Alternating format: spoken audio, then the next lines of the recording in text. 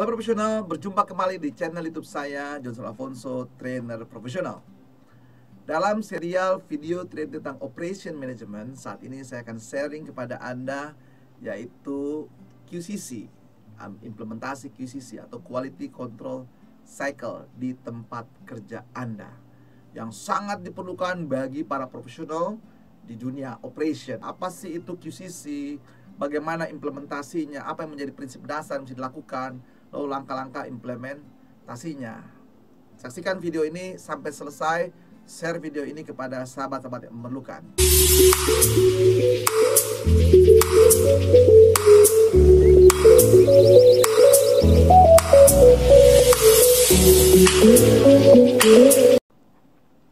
Konsep world class company secara umum di perusahaan Jepang yaitu ada 3 variabel yang disebut world class company. Yang pertama adalah membangun culture dulu ya. Baru variabel kedua adalah sistem, ketiga adalah toolsnya. Kalau Anda bicara culture, Anda harus menerapkan fokus ke disiplin.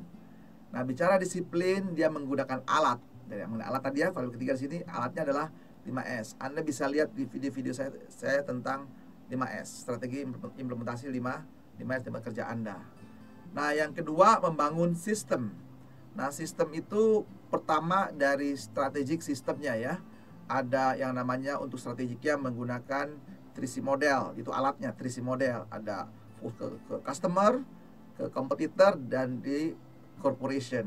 Lalu berikutnya ketika sudah punya strategi diturunkan dalam bentuk manajemennya. Nah, manajemen itu yaitu menggunakan PDCA model, toolsnya PDCA. Nah, nanti dalam PDCA itu ada konsep yaitu perbaikan terus-menerus. Nah, itu alatnya namanya QCC juga. Nah, PDCA nanti bergabung dengan Quality Control Cycle. Jadi jelas saya diturunkan strategik ke dalam bahasa manajemen, activity-nya pakai PDCA dan juga menggunakan QCC. Yang berikutnya adalah sistem komunikasinya, yaitu menggunakan toolsnya Horenso. Tools yang lain ada banyak. Nah, saat ini ada 5S, ada Kaizen, QCC dan sebagainya, Asato 7 Tools dan sebagainya. Nah, oleh karena itu saat ini kita akan fokus kepada QCC. Nah, bicara QCC artinya apa? Quality Control Cycle. Jadi siklus ya, pemeriksaan terus menerus di sini ya, menyangkut quality atau bahasa Indonesia disebut namanya gugus kendali mutu ya, gugus kendali mutu. Nah, berarti ini suatu sistem, alat di dalamnya ada suatu sistem yang dibangun. Nah, mengapa ke quality? Quality ini kan tempatnya persaingan sengit dalam perusahaan ya. Karena ingat, begitu bicara produk, bicaranya akan bicara quality. Dalam rangka apa sih? Dalam rangka kompetisi, supaya Anda bisa bersaing. Nah, tentu quality ini ada quality yang low, medium, ada yang high. Tentu nanti itu segi marketing. Bisa Anda nanti kalau tertarik, Anda bisa lihat di training saya di bagian marketing, sahabat sekalian. Nah, yang kedua, quality ini penting kenapa juga dalam rangka untuk merubah perilaku customer yang tidak tertarik menjadi tertarik, begitu ya. Nah, itu berikutnya juga bagian dari marketing mix. Jadi nanti dari marketing ya, dari dunia marketing, produk mixnya seperti apa ya, tertarik di sini, quality di sini. Lalu juga terkait juga dalam rangka kompleksitas dari suatu produk, jadi dijaga dengan baik. Nah, disinilah ujung-ujungnya semua adalah kepuasan dari pelanggan. Jadi pelanggan puas ketika menggunakan produk Anda, dan akhirnya apa? Ketika puas, repeat order, menjadi customer yang loyal. Kalau Anda tertarik bisa baca marketing ya, sahabat sekalian. QCC ini punya target 3 begitu ya, yaitu pertama membangun disiplin karena perbaikan terus menerus di sini ya, dan didukung dengan alat yang menggunakan 5S. Yang berikutnya, yang kedua adalah penghapusan pemborosan. Apapun segala aktivitas, apapun benda-benda yang membuat itu boros, maka dia harus di-cut, dibuang. Nah, yang ketiga adalah bekerja dengan standar, semua terstandarisasi sesuai konsep dari 3 aturan dasar Kaizen. Jadi itu dilakukan, sahabat sekalian. Itu menjadi menariknya. Alat ini akan berperan di sana untuk mencapai tujuan 3 tujuan tadi, sahabat sekalian. Di dalam konsep QCC, nah itu ya yang menginduknya kemana? Induknya tadi ya dalam sistem manajemennya PDCA. Nah, nanti di dalam juga ada kaitan dengan nanti di breakdown ada 8 aktivitas. Kemudian juga nanti ada alat-alat yang harus mendukung 7 tools-nya. Nah, ini teman-teman sekalian ya.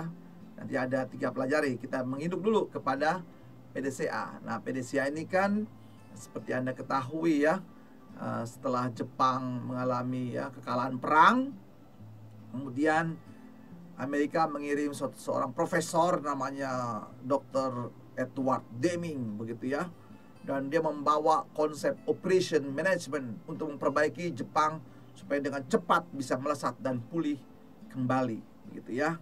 Jadi yang membawa Profesor Deming di sini konsepnya operation management ya. Apa yang dikatakan di situ?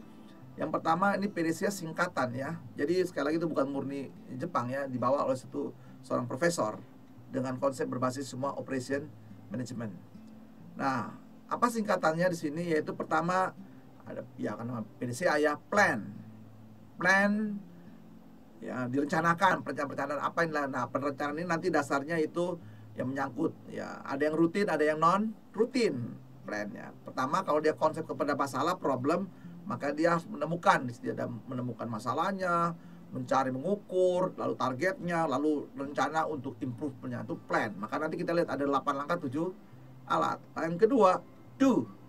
Berarti di sini ketika sudah punya konsep, sudah punya strategi untuk mencari solusi atau mengerjakan atau berbagai aktivitas solusi, begitu ya, dilaksanakan, trial, improvement, dilakukan ya. Semua tadi rencana aktivitasnya dilakukan, do, ya, improve. Nah, setelah dilakukan itu, maka tahap berikutnya adalah cek, kontrol, diperiksa gimana hasilnya, targetnya setelah dilakukan. Nah, baru yang terakhir act, yaitu apa? Penetapan, standarisasi, teman-teman ya. Baru membuat lagi langkah-langkah berikutnya. Jadi PDCA secara standar literatur, plan, do, check, act, standarisasi seperti itu ya. Ingat tadi konsepnya secara keseluruhan KSZ ini dalam rangka apa tadi? Pertama, untuk bangun disiplin. Kedua, menghilang pemborosan. Ketiga, standarisasi. Jadi masuk ya. Plan, do, check, act. Act, standarisasi, penetapan semua di standar. Ketika sudah berhasil, maka diperiksa, lalu di standarisasi di situ. Lalu bikin standar yang baru lagi. Nah, inilah nama disebutnya siklus yang namanya continuous improvement. Nah, disinilah isinya QCC. Begitu ya, konsep dasarnya. Ya, sahabat sekalian ya. Setelah Anda memahami PDCA, nah kita lihat tadi apa aktivitas yang mesti dilakukan dalam dunia PDCA, dalam tekniknya sekalian ya.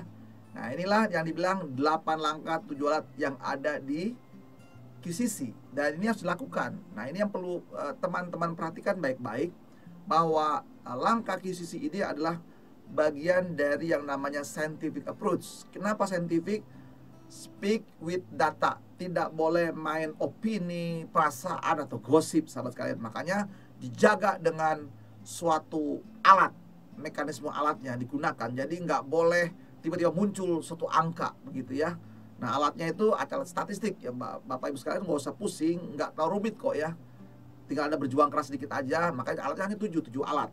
Ini minimal yang harus dipenuhi kan begitu ya, untuk mendukung suatu aktivitas di dalam PDCA tersebut. Jadi jelas ya. Tools ini diperlukan supaya memang Anda bekerja dengan pendekatan secara sains, secara ilmiah, bukan main trial and error, pikiran-pikiran yang nyoba-nyoba begitu ya, opini saja. Jadi semuanya ada tahap-tahap pengujiannya menggunakan statistik dan matematik. Nah ya, itu dulu. Untuk apa? Menguji setiap aktivitasnya. Yuk kita lihat ya tahap-tahapannya. Tonton sampai selesai video ini, dan selalu ingat subscribe, klik loncengnya, beri tanda like, kasih komen positif, lalu share video ini kepada sahabat-sahabat Anda yang memerlukan topik ini, yang memerlukan peningkatan kompetensi menyangkut QCC, dan saya juga akan lebih bahagia. Di bagian plan ya, itu ada 5 tahapan, 5 aktivitas yang harus dilakukan bagi profesional ketika dia menerapkan QCC. Ya, pertama yaitu 1, temanya atau problemnya. Nah, ingat ya, tema ini bisa Anda peroleh tentu dengan data, dengan hasil pengolahan data Anda, data tentu yang sudah lewat atau yang saat ini berjalan. Ingat, semuanya bekerja dengan standar. Lalu standarnya ini berarti harus ada standarnya, yaitu bisa muncul ide-ide ini atau problem ini. Tadi ya, problem ini bisa muncul dalam konsep memang ada problem, ada potensi problem. Ketiga, ada peluang yang bisa diimprove, bisa ditingkatkan, bisa lebih bagus lagi gitu ya. Nah, ini alat statistik yang dibutuhkan adalah ya statistiknya di sini teman sekalian ya. Yang bisa dipakai ya dari yang sederhana modelnya brainstorming, berdebat. Nah, disinilah boleh beropini sahabat sekalian. Menyampaikan gagasan-gagasan melalui kelompok tentu dibatasi. Semua menemukan fakta-fakta yang sifatnya baru opini. Nah, baru kemudian setelah itu dikumpulkan lalu diarahkan menuju ke science ya menggunakan namanya control chart. Dilihat fakta-fakta lapangannya. Control chart ini untuk melihat ya atas bawahnya begitu ya.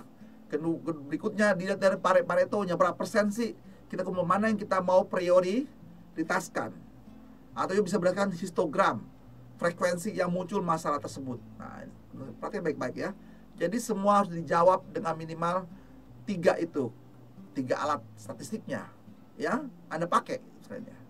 Setelah Anda terbukti betul ada masalah, teruji betul ada masalah ya. Karena apa? Begitu ada masalah, maka Anda harus membuktikan dulu apakah betul masalah dengan science. Ingat ya, speak with data. Yang kedua, yaitu menetapkan namanya targetnya. Nah, kalau dia standar, kalau tadi masalah, maka di sini kan ada penyimpangan masalah ya. Nanti teman-teman bisa lihat ya konsep problem solving di video saya, bisa dilihat ya. Jadi masalah itu secara definisi sederhana yang saya buat adalah perbedaan antar standar dengan actual, perbedaan target dengan actual dan seterusnya. Nah, berarti di sini Anda kalau dia konteksnya masalah, maka Anda punya target yaitu untuk kembali ke standar. Kenapa dia menyimpang kan begitu ya. Nah, disinilah dalam rangka targetnya mau kemana. Misalnya Anda selama ini perusahaan Anda menerima komplain per bulannya ada 20. Sekarang punya target misalnya bulan depan hanya 10. Nah, jelas kan ya. Idealnya ya nggak ada komplain gitu ya. Tapi ini kan bertahap. Lalu bicara mengenai target, maka disinilah menggunakan diagram garis.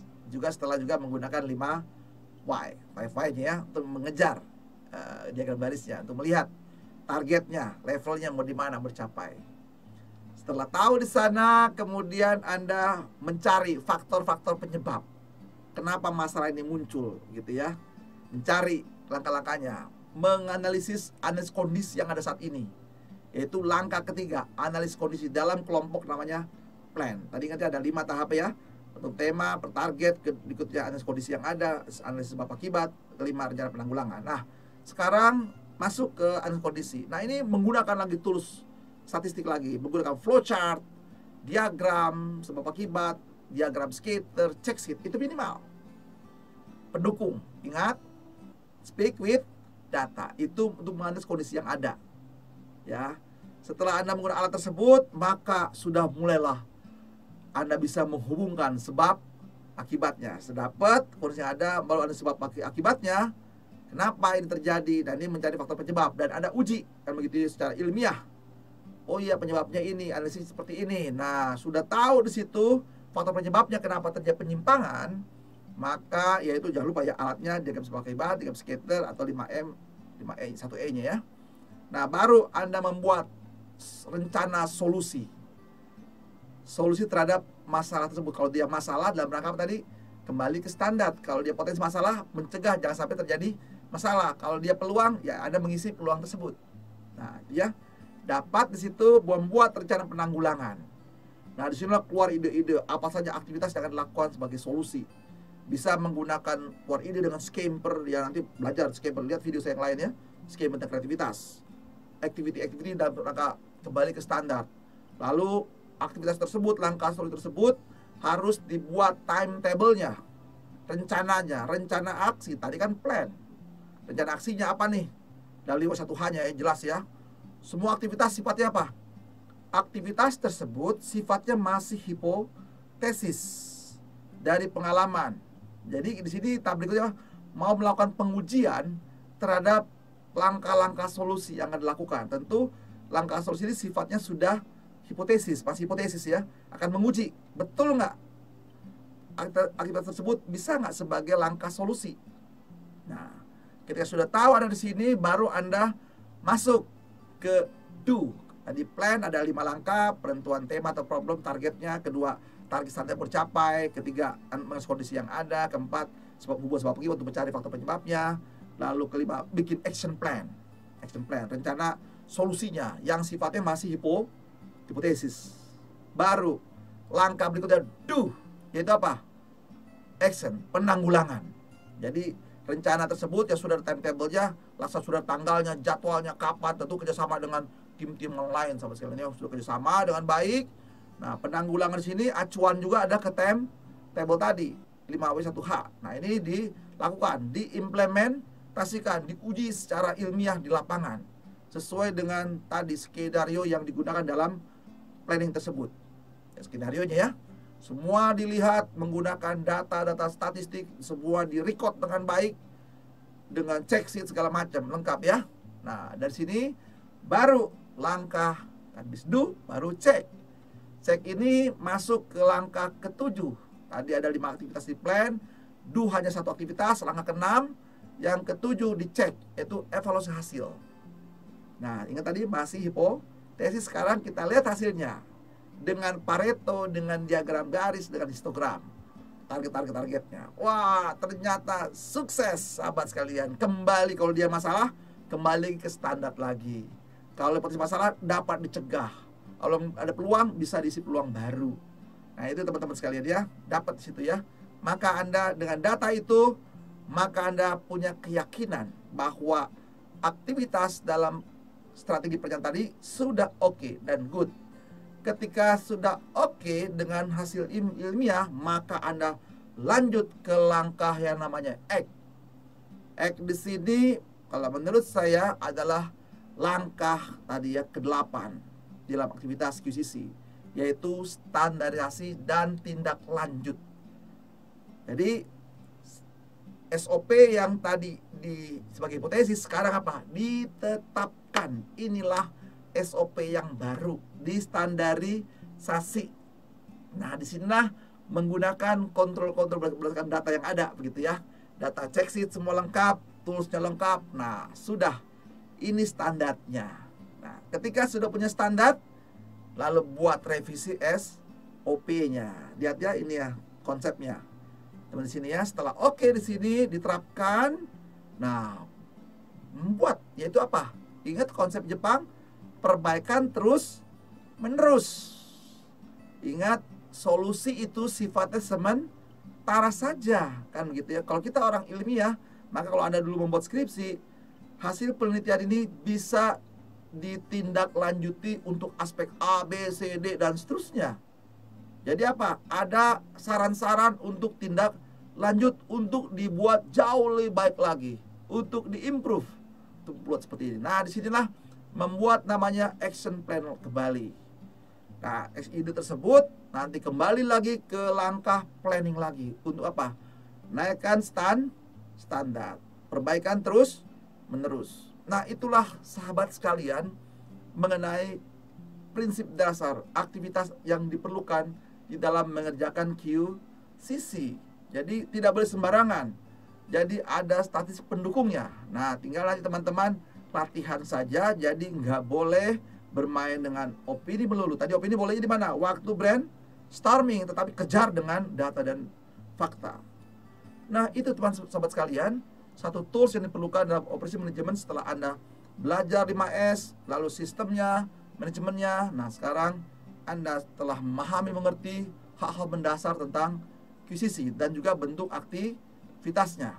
Oleh karena itu sahabat sekalian, setiap profesional di perusahaan Jepang wajib punya project ini untuk menentukan bahwa dia punya kepedulian kepada perusahaan. Ingat tadi ya, target KaiZen ini dalam rangka disiplin, kedua menghilangkan pemborosan, ketiga standarisasi.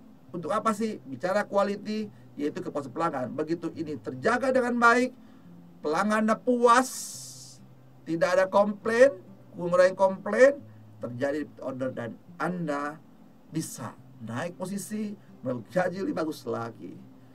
Demikian sahabat sekalian, semoga video ini bermanfaat bagi Anda, dan Anda akan jauh lebih sukses setelah Anda mempelajari ini. Dan terus belajar sahabat sekalian.